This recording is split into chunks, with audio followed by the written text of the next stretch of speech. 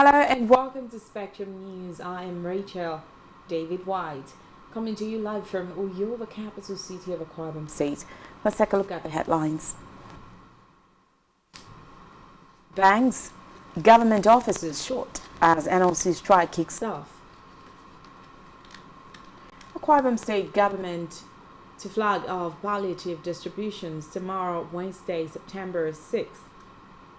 Plus, North Korea leader Kim Jong-un to visit Putin for weapons talks over Ukraine war. We'll bring you details of the stories and many more in a moment.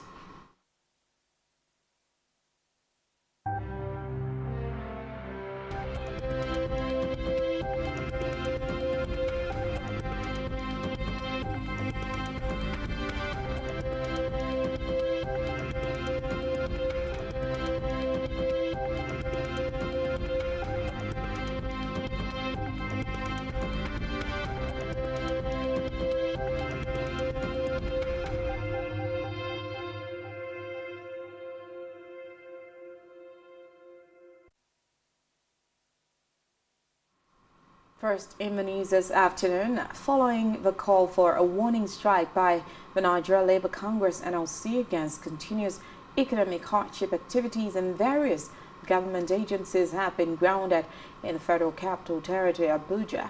Some of the NLC affiliates, including banks and government ministries and parastatals agencies today, observed that some of the offices were on the locks.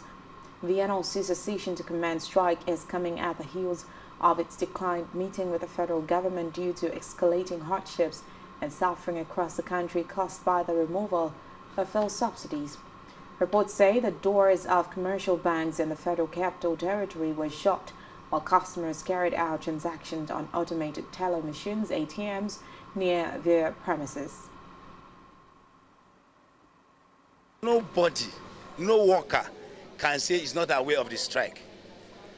NSC all is NEC. NEC means National Executive Council, which all the state of the Federation including Abuja represented. The decision was taken and the press release was given. On Friday, there was a press release from the national president of Nigeria Labour Congress, Comrade Joe Ajero, on this issue. That there's going to be a warning, nationwide warning strike for 2 days, beginning from today, 5th, and tomorrow. Sit at home. Since the federal government did not want to say anything, since the commencement of this government, they have been holding meeting. Give us time. Time to do what? Until people die. Minimum wage is by law. He has signed. It's going to expire by next year, around March. Before you go back to minimum wage, people will die. Do something. What do you want to do? Can you say a percentage increase in their salary? What is the pediatric want to do? You know, you say you want to give people 8,000 naira, the poor of the poorest. How sure that this 8,000 naira will get to the grassroots? How many people can even access their local government chairman, talk less of senator, talk less of governor to go and collect 8,000 naira palliative? What type of government are we seeing? So if we had the labor say, sit down at home. Some of us, if you don't have television, there's radio. If you don't have radio, your next neighbor is your informant. Labor say we should sit down at home. And that's all. What we are doing today is to ensure that this strike, sit at home is effective. We can see we don't beat anybody, we ask them to go home, sit down today and sit down tomorrow. After today and tomorrow, maybe we come to the brain of the federal government representative so that they can talk sense. Because since the meeting have been committee, nobody has ever said any sensible thing. That's why we are out to see us. Away from that, the federal government of Nigeria has faulted the inauguration of Governors General Prince Olusegun Ngoma as the country's interim president. In a statement, the spokesperson for Nigeria's Military and Foreign Affairs, Francisca Omayili, demanded an immediate return to democracy in Gabon. Omayili said the inauguration of Ngoma, with no indication of a transition program in place, only serves to fan the embers of the growing discontent among political class in the country. Recall that Ngoma had on August 30, 2023 led a coup ending 55 years of rule by the Bongo dynasty. Meanwhile, the federal government has unveiled plans to include families of wounded and fallen soldiers in the National Social Register and its poverty alleviation programs. The Minister of Humanitarian Affairs and Poverty Alleviation, Dr. Betta Aidu, met this noon during a meeting with the Chief of Defense Staff, General Christopher Musa, in Abuja. Aidu expressed the need to support families of deceased soldiers and also solicit the support of the Nigerian military to prevent humanitarian crises across the country. In his response, General Musa assured the Minister of the Nigerian military commitment to support her towards achieving the mandate of the ministry. In the meantime, the federal government has said it will be engaging terminal operators for the rehabilitation of the $800 million port of Apapa, Tinkan, and others. The Minister of Marine and Blue Economy, Adeboyega Oyetola, said this when he was laid on a familiarization visit to Apapa and the Tinkan Island port by the Managing Director of the Nigerian Port Authority, Mohammed Bello Koko, and his management team. Recall that Bello Koko in April explained that the agency might be spending up to $800 million for the reconstruction of some other countries' seaports. However, reacting to the statement, Oyetola said the port was almost collapsing, adding that the reconstruction would commence soon.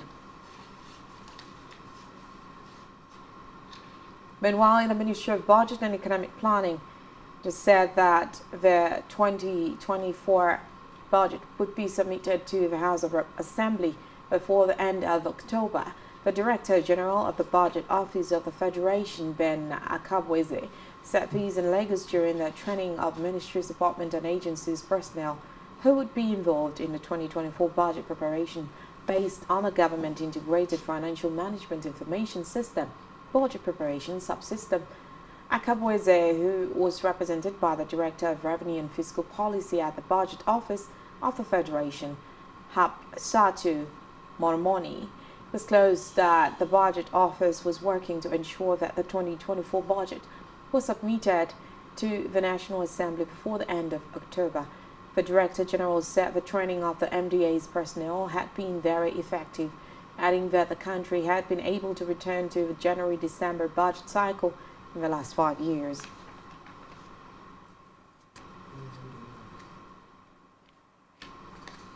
From the Green Chambers, the ad hoc committee constituted by the House of Representatives to investigate the activities of the Nigeria Sovereign Investment Authority since its inception has held the management of NSIA over its interventions in the healthcare sector. The members of the committee commended NSIA during an oversight visit at the NSIA LUTH Cancer Center in Lagos. The chairman of the committee, Ademorin Kuye, while inspecting the facility, said the lawmakers were impressed with the quality of service being rendered to Nigerians at the cancer center.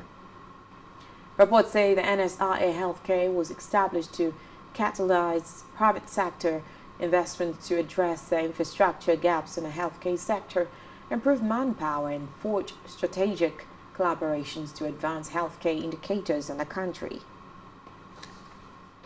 And politics. A faction of the New Nigeria People's Party under the leadership of Major Agbo has expelled the presidential candidate of the party, Senator Rabiu Kwankwaso, over his alleged anti-party activities and misappropriation of party campaign funds. Kwankwaso's expulsion was announced in a statement released in Abuja today by NNPP factional National Publicity Secretary Abdul Salam Abdul Razak. But development is coming barely 3 days after the factional leaders vowed to probe the former Kano governor and some of his loyalists over the alleged misappropriation of over 1 billion naira generated from the sale of nomination forms. But Abdul Razak affirmed that the decision to expel Kwankwaso with immediate effect was taken